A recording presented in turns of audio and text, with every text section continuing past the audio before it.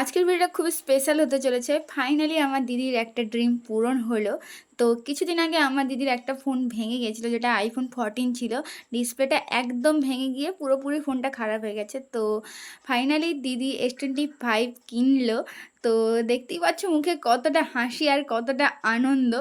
দিদি জানতো না যে আজকে আসবে ফোনটা বা আমরা এরকম কিছু করব। ফোনটা দেখতেই পাচ্ছ, কেক এন্ড মোড়ের একটা কাগজ দিয়ে মোড়ানো আছে। যে দোকানে আমরা ছিলাম, কেক দোকানে, ওই দোকানের একটা কাগজ দিয়ে মোড়ানো ছিল। সে বুঝতেই পারেনি যে এইটা ছিল, তার তবুও আমরা একটু জানিয়ে দিয়েছিলাম কেকে লেখা ছিল।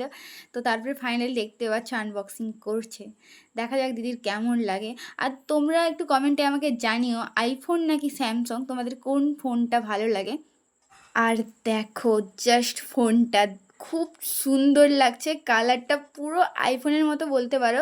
আর স্যামসাংয়ের এখন যে নতুন ভার্সনগুলো বের করেছে সেগুলো একদমই আইফোনের মতো ছোট।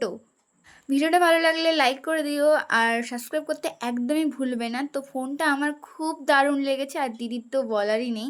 তো তারপরে কেক কেটে আমরা সেলিব্রেশন